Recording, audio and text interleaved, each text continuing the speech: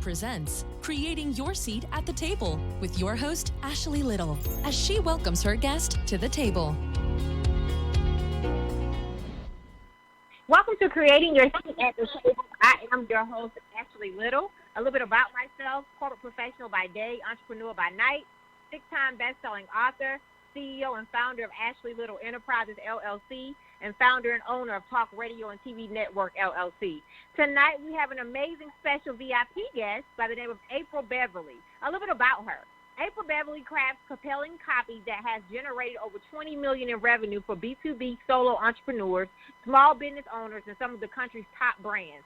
Known for her Tell It Like It Is writing style, she has earned a variety of awards and recognitions, including hitting the Amazon bestsellers list in 3 categories just 24 hours after releasing her first book, Shots Fired: How to Write Copy That Pierces Hearts and Opens Wallets.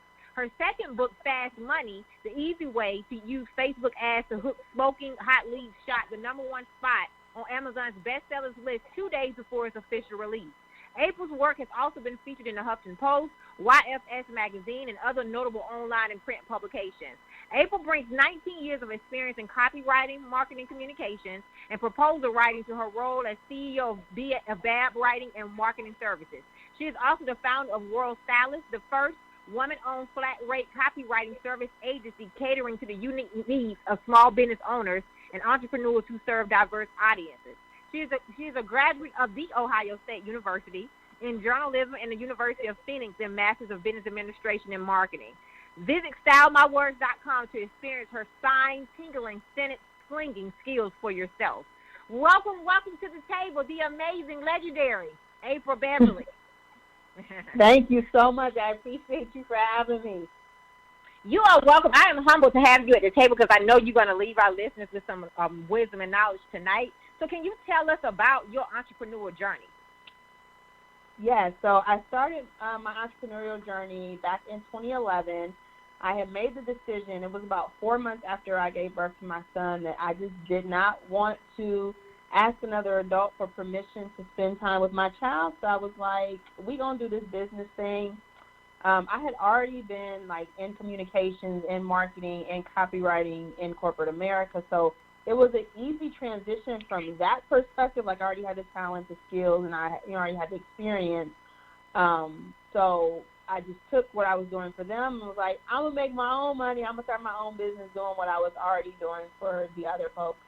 And so I did that, started in, like I said, in 2011, and here we are now in 2020. Of course, there have been many bumps and lumps and bruises along the way, but we are here.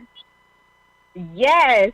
So you're known for your Tell It Like It Is writing style. Tell us more about your passion for writing. I have literally been writing since I was able to pick up a crayon. I started out writing like short stories as a kid, doing crossword puzzles, and I've always had a passion for words and for writing. Now, when I went to college, I had convinced my mom that I was going there to be the next Claire Huxtable, okay? But unfortunately, that wasn't really what I wanted to do. That was her dream. It was not my dream. So I secretly enrolled in journalism school and didn't tell her until after she paid for me to take the LSAT that wasn't what I wanted my career to be. So needless to say, she was just a little bit upset about that, but she got over it once I, became a professional writer. But yeah, I've always had a passion for writing. I just needed to figure out how I wanted to turn that gift into a lucrative career. I love that. And you've generated over $20 million in revenue for B2B solo entrepreneurs, small business owners, and some of the country's top brands. That is so amazing. Can you tell us, how did you accomplish those goals? Absolutely. So like I said, I've always had a passion for writing. One of my very first jobs right out of college, I was working for a PR firm, and then I quickly transitioned into legal marketing. And that's where one of my colleagues, an older Caucasian gentleman, took me under his wings and taught me about the incredible world of copywriting, and I've literally been hooked ever since. But that's where the whole copywriting thing started for me, and I just love the ability to be able to put words on a page and really like call it something. Like I never knew that this whole field of quote unquote copywriting even existed until after I graduated from college. But I love the idea of being able to put words on a page, position them in a certain way to get people to do what you want them to do. Like it gives business owners, it gives entrepreneurs, it gives companies so much, and I don't want to say power like you're abusing it, but it gives you so much leverage to be able to just serve your audience and make sure they understand that you have the solutions that they're looking for. So I became literally like addicted to that. Wow, and you've done some amazing. Like I just want to say, I consistently follow you, and you are just amazing. Okay, and so you are passionate about what you do, and you are an expert in your field. And so I guess for our business owners who are listening tonight, what is some advice you would give to business owners about copywriting? Why should they invest in that? You know, making sure that they invest in a good team, that has a good copywriting team. So the biggest reason to invest in copywriting is because when you have the right words, you can make them work way harder than you.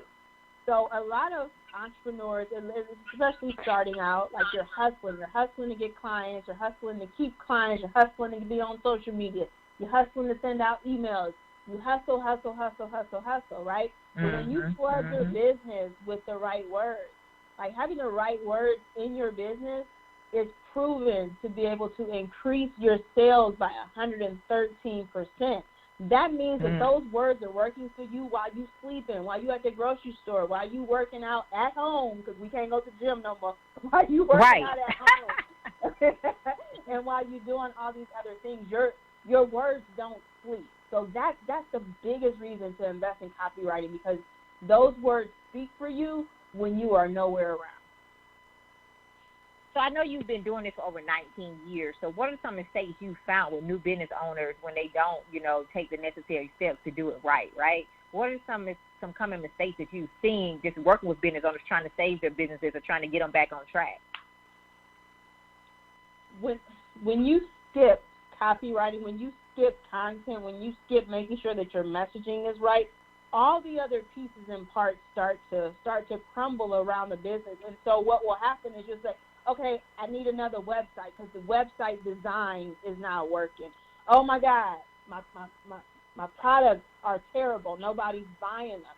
And so what happens is you start to spend all this unnecessary time, effort, and energy trying to address things or not even issues. So that's one of the biggest mistakes that I see a lot of business owners make, is because they think like the content is an After Effects. Oh, I got A's in English class. I'm good. I can do this. I'm going to pay for this design. I'm going to pay all this money for this logo. I'm going to pay for this pretty stuff.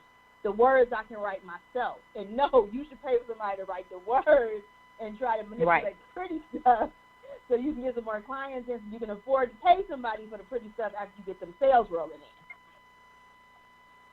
Absolutely. And thank you for shining light on that, right? Because it's amazing how that messaging can just you mess everything up, right?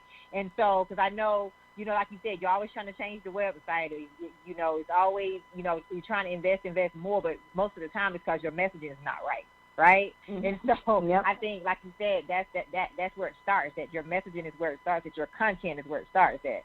So what is some advice you would give to listeners about proposal, like writing good proposals?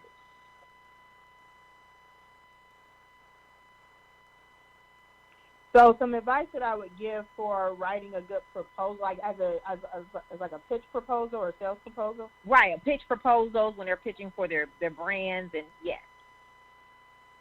So some of the core things that you need to make sure you cover in your pitch proposal is the pain of the audience that you are pitching to. A lot of people are going to go straight into, this is what I do, this is what we do, this is my credentials, this is our authorities, the products we offer, and that's the wrong move. So you need to make sure that you're setting up that proposal by speaking about the person who's going to be receiving it. So what is that business experiencing right now? What is that company going through right now that makes your solution, your product or service attractive to them? That's where you start. You have to set the tone. Do some research about the target business to let them know that you know what they're going through. So that's first and foremost. And then you present your product or service as a solution that they've been seeking, not by running down a whole bunch of features, but by connecting the dots between the pain that they're experiencing today and how your solution closes the gap on those pains.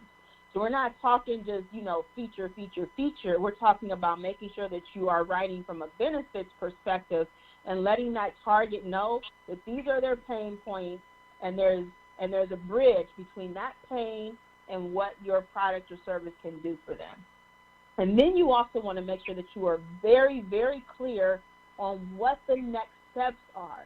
So many people will put together this incredible, beautiful proposal and not even set the expectation for next steps. Closed mouths don't get fed. You got to tell the people what you want them to do. And I'm so glad, because there's so many pitches going on, pitch competitions, and a lot of people want to, they want to put their brands out there, they want to do it, but do you recommend that they hire a coach first? Because like you said, you go out there the wrong way, you're gonna waste your time, right? You're gonna embarrass yourself. So do you recommend that business owners, if they don't really know what they're doing and what they're walking into, that they should invest in a coach first and prepare for those competitions before they just walk into them? I think investing in a coach first would be a good idea, but there's two sides of the pitch. So there's a pitch proposal where you're submitting an actual document to a target company, and there's a pitch competition where you're standing up there giving that quick, snappy, this is what we do, this time new, this is my ask, this is what I'm asking for. So those are kind of two different things, but yes, you need to be prepared for each of those different scenarios from a proposal perspective. Now, I'm teaching, I teach my audience, I teach my people how to put together that snappy, tight pitch, so when you walk into the room, you have that thing together, you have to have your act together. But yes, if you don't understand how to sell yourself in a matter of a couple minutes in a very concise, succinct, and enticing manner, you are going to need some coaching on that. And I know you probably have seen this a lot, too, when people put up, when they have different competitions or different proposals they're looking for different brands, some people, they sign up for every pitch competition, right? Do you think that's a good idea? Because I really think you should do research, right? You should make sure your brand is tied to what they're looking for. But I do have seen that some people, they will sign up for everything.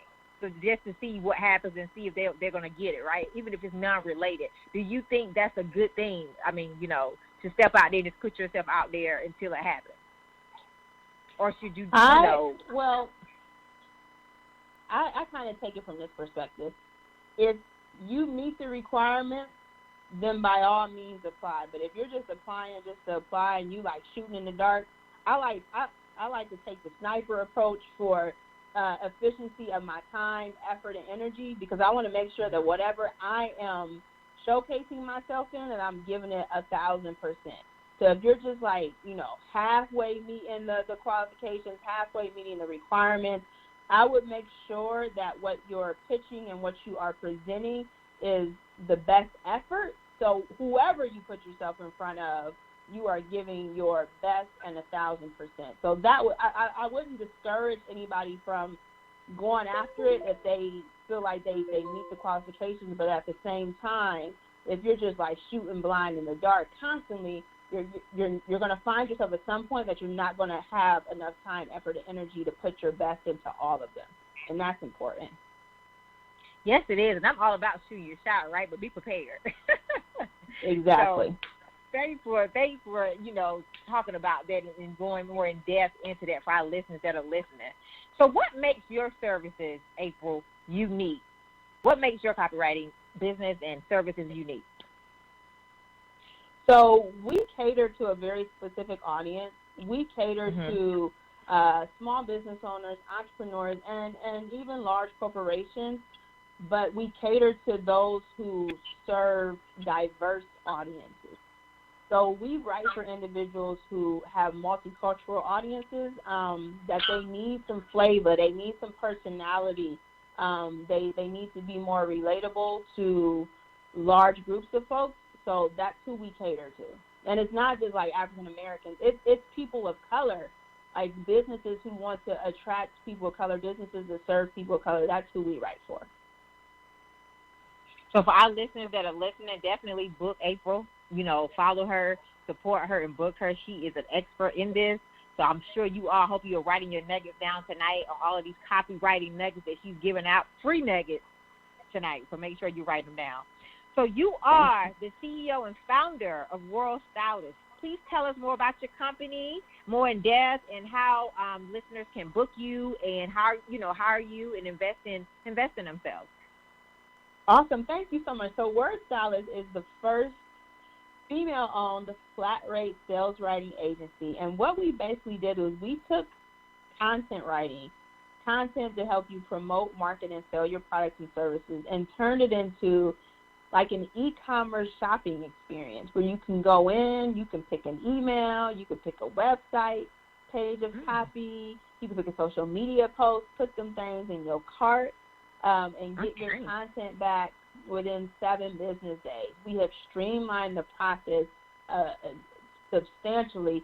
A lot of my colleagues require, like, you have to do calls, and then you got to wait a couple of days for a proposal and all that good stuff. So we took out all the back and forth and just said, hey, y'all need great content to get these people to smack the buy button. That's what you're going to get here. So that's how we do on Word Stylist. We write Facebook ads, social media posts, emails, website copy, and landing pages, and also bios and product descriptions. Basically anything you need to promote, market, and sell your products and services. And we do it fast and in a very efficient manner. Again, we service those businesses and entrepreneurs who cater to diverse audiences. And you can find us at stylemywords.co. That's stylemywords.co. And I'm glad you brought up Facebook ads. So when should business owners use Facebook ads, right? Because I don't believe, do you believe that every business is successful using Facebook ads? So here's my take on Facebook ads. Here's my perspective on Facebook ads. If you do not know how to sell without spending money, you should not be investing in ads. And so what I mean by that is, if you have an audience on social media, and if you can't get your 1,000, 100 followers on social media, or the people who are in your email list to purchase without you spending ad money, you're not ready to spend on an ad. Because your issue is not traffic. Your issue is your sales content or your process. And you need to fix that before you start throwing money at an issue. And I know you always say, like I said, I consistently follow you. You always say, well, if you don't believe in your own product and you're not selling your own product, then why would somebody else invest in it, right? Exactly. So can you talk more about that? Yeah. So my whole saying is, if you are afraid to promote your products and services, I'm afraid to buy them. And so what that means is that there is a certain level of confidence that is required to be an entrepreneur. There's a certain level of confidence to be able to come out on social media every day or, and sell your products and services and be able to accept the fact that some people are just not going to want it. So I say that to say that you have to be fearless in your positioning to serve your audience, because it's not really selling.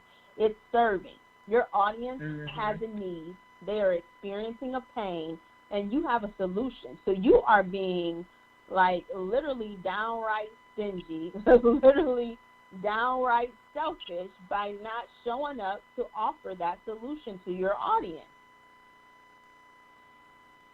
And thanks for, shining light to that, because, a lot of people wonder why, they wonder why they're not selling things. They wonder why their products are not selling. But like you said, you're not promoting them yourself, but you want everybody else to do it, right? You have to do it. So I'm so glad that you have spoke about that, because that happens often. And people go by Facebook ads, they, Instagram ads to do all the work for them. But as you stated, it has to start with you. Exactly. So you have created multiple tables for yourself at the table. So I ask all of my guests this question: how did you create your seat at the table? How did I create my seat at the table? Yeah. I literally stepped up in the room like, y'all gonna need to make room. I am not naturally a very aggressive person, and I often tell people this. I started out very, very shy, but what happened was, as an entrepreneur, you have to figure out how to be comfortable in uncomfortable situations. So I'm just like, okay, do I want to hold on to this shyness, or do I want to go out here and secure this bag for my family and serve my clients? How bad? Like, I have to weigh the options. Am I so afraid of this thing over here that I'm not going to do this thing? So I literally, at this point, are walking into rooms like, okay, I don't see a chair. If I don't see a chair, I'm going to sit over the table. If y'all can't make no room, I'm going to just sit in the middle of the table, and we're going to do this thing. And that's how it has to be, right? We have to build our own tables or go in and take the table. So, one or the other, because I think a lot of people, they wait for somebody else to give them room at the table or to invite them to the table.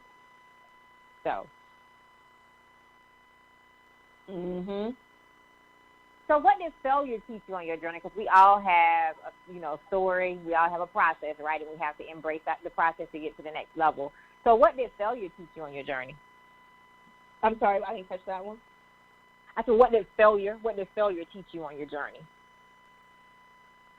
Failure taught me that failure, like, literally, what I learned about failing is that it's a part of the process. Like, I haven't met an entrepreneur yet that jumped into this entrepreneurial world and everything went perfect every single day. I have failed more. Like, I stopped counting failures at this point. I just know that when a failure hits, that success is right around the corner. So I'm not going to stop until I get that thing together. So that's what it taught me, that it's just part of the journey. Just like getting up, brushing my teeth, showering, being an entrepreneur, and failing is part of the process. And you have to own it and see the lessons in it and move forward. And you're very, very successful. So what did success teach you on your journey? Success taught me on my journey that it's important to stop and celebrate the successes. I am one of those people who I may hit a goal like literally at 9:30, and by 10 o'clock, I'm already like, okay, so what we going to do to triple this? Like, I have had to literally teach myself that I have to stop, pause, celebrate the success so I can be able to live in that moment before I jump on to the next thing. And I'm trying to, like, my son is the exact same way. I have to teach him, like, stay in the moment, babe. Like, enjoy this right now. So it's a learning process for everybody in the household, but that's what success has taught me. Success taught me that I can actually do this. Like, since hitting that first milestone, like, now I know I can do it, but I have to be able to rewind, pause, take a step back. Okay, we did that. Now I'm still going to, set additional higher goals, but not until I celebrate the milestone that was hit. So what can we expect from you in this new year of 2020, right? With the new year, new decade, going into the second quarter now, what can we expect from you? Gosh, every day is a new thing, but what you can expect from me is seeing me more serving. I just want to expand, because the larger we expand, the more people we touch, the more people we serve, the more people we teach the importance about copywriting, the more sales we generate for our clients. So that's just important. I started Word Style as that segment of the business. I was already doing it for corporations who understood the value of copywriting, but I literally started Word Style because I saw a gap in the market. There were so many talented and skilled people, and the only thing that was preventing them from succeeding was the fact that they didn't have good messaging. Like, there were people who were less skilled than them, less talented than them, had terrible products and services, and they were winning simply because their messaging was better. So I started Word Salad to be able to close that gap for other individuals. And so as we expand, I want to make sure that we're able to do more of that. I love that. And with everything that's going on with the coronavirus and everything, we know that things are changing, right? Things are changing, and people are having to make a lot of adjustments, right? Especially with learning the online side, and especially if you wasn't already doing digital with your platform, you're really learning that that's where it's going. So what is some positive encouragement you would give to business owners about this transition period and where we are headed? Yeah, so I want business owners to understand that people are still buying. So don't stop marketing, promoting, and selling your products and services. There are people out here who need the solutions that you have available, and you can't go ghost right now because they need to be able to find you. The other thing I want folks to understand is that e-commerce, online sales is up compared to last year.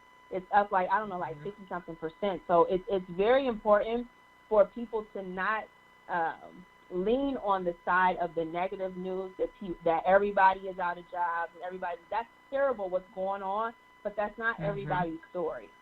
So keep doing what you need to do. Be empathetic. Make sure your messaging is empathetic. Go back and look at the messaging and marketing plans that you may have created at the beginning of the year. Those will likely need to be retooled, but not paused and not stopped. So make sure your messaging is empathetic. Make sure that you are addressing what your people are experiencing, and make sure you show up to give them the solutions that they're looking for right now. Showing up. Thanks for, and that's the key thing, right? Showing up and ignoring the negative, right? Ignoring the negative and staying positive. And thanks for shining light on how that the sales are continuing to increase over last year, right? Because I know that probably motivates somebody that was listening, right? Because I had people that have said, they got discouraged because of things that were going on, but they didn't give up and they started back posting and selling their products. So thanks for shining light on that, because there's a lot of people who have let that discourage them. Absolutely. So will you please tell our listeners, Apryl, how they can follow you, support you, and book you on all social media platforms? Yes, so I'm on Facebook and Instagram mostly. You can find me hanging out there at BAAB Writing. That's BAAB Writing. Again, you guys can find the agency at stylmywords.co. That's stylmywords.co. So make sure you follow and book Apryl. She is amazing. She is doing some amazing things. Definitely want to invest in her services and get the help that you need. Apryl, thank you for taking time out of your very busy schedule, coming straight from one of your new launches that you did today to this interview. I appreciate you. It's been a powerful interview, and I can't wait to invite you back. Thank you. I appreciate you as well. Love being on. Thank you so much, Thank Ashley. you, and I look forward to working with you in this new year and new decade. Absolutely. So I would like to give a special thanks to my intern, Sarah, from Tennessee State University, and my intern, Vontaria, from Winston-Salem State University. You all may follow me on Facebook at Ashley Little and on Instagram at _Ashley A. Little. Thank you. Thank you for tuning in to another episode of Creating Your Seat at the Table, where Ashley speaks with corporate professionals, celebrities, entrepreneurs, authors, and speakers who are transitioning or have transitioned to entrepreneurship.